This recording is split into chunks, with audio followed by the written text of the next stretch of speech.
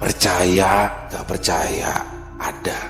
Ingat, tidak tetangga sampean yang kerasukan itu bilang anakku. Lalu sekarang yang jadi korban anak remaja juga. Berapa usianya? Tanya Pak Sastro. Kalau menurut orang-orang sekitar 13 tahunan. Nah, persis dengan usia anak bapak, si Fajar. Bisa jadi sebelum yang diincar itu anak bapak, ucap Pak Sastro sambil menyeruput teh yang berada di depannya. Pak Ruswan, untung saja istri bapak mau mengembalikan uang deposit. Jadi pertukarannya impas, ucap Pak Sastro kembali. Impas? Bagaimana maksudnya ya? Tanya kembali Pak Ruswan. Saya merasa tujuan keluarga itu membagikan barang, memberikan uang, itu ada maksud di baliknya. Mungkin itu syarat di mana korban yang mereka incar setidaknya sudah pernah memakan atau menggunakan apa yang mereka berikan secara cuma-cuma.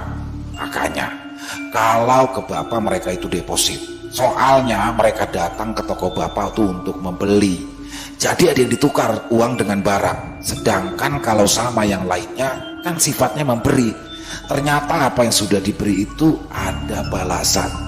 Dan semakin banyak menerimanya, semakin mudah mereka meminta balasan. Hidup itu penuh dengan pertukaran, Pak, ucap Pak Sastro tenang.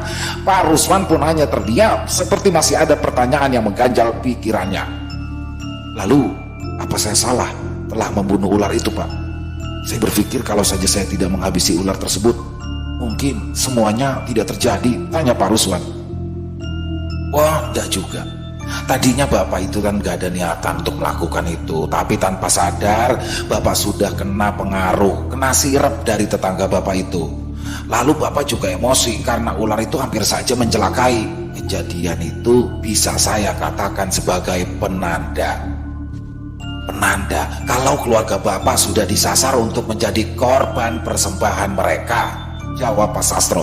Setelah mendengar jawaban dari Pak Sastro, terlihat wajah Pak Ruswan dan istrinya kini mulai tenang. Tapi bagi Pak Ruswan dan keluarganya yang mengalami kejadian tersebut, hanya bisa menyimpan dan menjadikan semua ini sebagai pelajaran. Setelah berbincang dengan Pak Sastro, Pak Ruswan pun lalu mengembalikan apa yang sudah mereka bawa dari Pak Sastro. Pak, terima kasih. Ini barang yang Pak Sastro pinjamkan, sekarang saya kembalikan. Percaya atau tidak, setelah menuruti apa yang sudah diperintahkan Bapak, keluarga saya tidak pernah lagi mendapati gangguan. Tapi Pak, kalau saya kembalikan, apa keluarga kami akan aman? Tanya Pak Ruswan. Namanya lecut segoro. Saya peroleh saat saya berjalan di sekitaran pantai selatan. Ini hanyalah benda yang dititipkan pada saya. Dan tidak tahu kenapa tongkat ini datang pada saya. Benda ini saya gunakan hanya sebagai penanda. Poin pentingnya doa. Malam setelah Pak Ruswan pulang, saya wiritan meminta petunjuk dari Gusti Allah. Makanya saya minta Pak Ruswan sholat tahajud biar doanya makin banyak dan manfaatnya tambah besar, jawab Pak Sastro sambil tersenyum.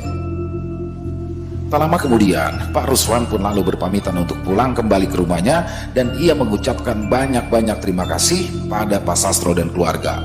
Kala itu, Pak Sastro pun hanya terus tersenyum sembari berucap untuk selalu berdoa agar keselamatan senantiasa menyertai.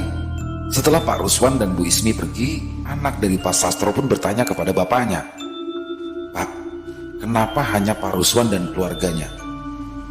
Maksudmu piye, Le? Ya kenapa hanya keluarga Pak Ruswan yang selamat? Kenapa Bapak tidak bisa mencegah korban lainnya?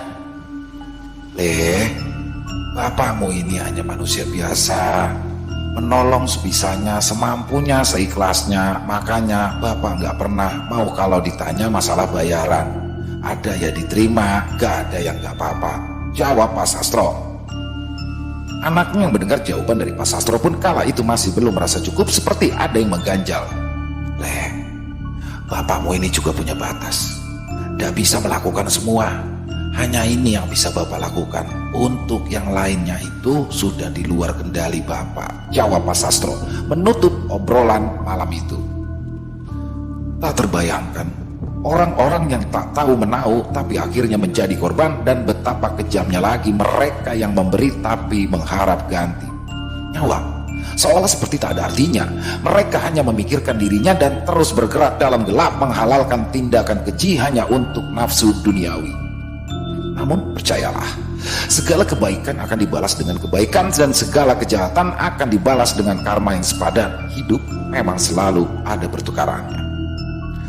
Beberapa hari pun berselang, Pak Ruswan pun mengabari Pak Sastro bahwa tetangganya Pak Braja kini sudah tidak lagi tinggal di lingkungan tersebut.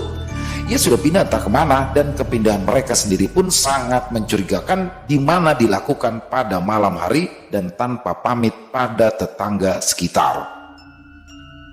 Begitulah akhir kisah dari Sasar Nyawa. Semoga ada pelajaran yang bisa diambil di sini. Buang yang buruk dan ambil yang baik. Selalu berdoa untuk keselamatan kita masing-masing. Membantu dengan ikhlas untuk sesama tanpa mengharap pamrih. Semoga Gusti Allah selalu membalas segala kebaikan yang telah kita lakukan. Biarlah Sang Penguasa alam semesta menukar kebaikan kita dengan hal-hal lain yang tak disangka-sangka. Selesai. Wow, kisah yang luar biasa banget nih. Keren banget kisahnya, ada horornya, dapat alur ceritanya keren, dan semoga bisa menghibur ya teman-teman para penikmat atau pecinta horor, khususnya para subscriber dari Extreme Movie. Dan ada yang menarik ya, ada yang menarik dari kisah ini. Jadi ini adalah kisah yang ditulis oleh Mas Nugro Agung ya. Mas Nugro Agung ini adalah sebuah kisah nyata yang mana Mas Nugro sendiri menjadi saksi ya dalam sebagian kisah ini. Dia melihat, dan saat Mas Nugro menuliskan kisah ini ada hal-hal ganjil yang mengganggu. Bahkan istri Mas Nugro sendiri terkena gangguan itu. Padahal ya Mas Nugro sendiri itu tidak pernah bercerita apapun pada istrinya saat proses penulisan kisah ini ya. Jadi malam itu terasa lebih dingin dan ganjil. Luar biasa. Bahkan berimbas ya dan mudah-mudahan tidak terjadi apa-apa kepada saya dan pada teman-teman yang mendengar juga. Kita ambil saja yang baik-baiknya ya, yang baik-baiknya, karena banyak sekali hikmah yang bisa kita ambil dari kisah yang barusan saya bawakan. Dan seandainya ada yang buruk silakan dibuang saja. Pesugihan ya seperti biasa, pesugihan itu tidak akan pernah ada akhir yang baik dari pesugihan. Dan memang karena ini kejadian nyata, tidak bisa dikisahkan lagi bagaimana nasib Pak Braja bersama istri dan anaknya ya, karena berpindah-pindah. Tapi pasti bisa dipastikan bahwa akan berakhir tidak baik bagi mereka semua. Jadi apa yang mereka sudah kumpulkan, harta segala macam, itu akan terasa sia-sia nantinya. Ya semoga kita semua dijauhkan dari hal-hal yang tidak baik, dijauhkan dari hal-hal pesugihan yang musyrik. Itu kita selalu dijauhkan ya, amin amin ya rabbal alamin.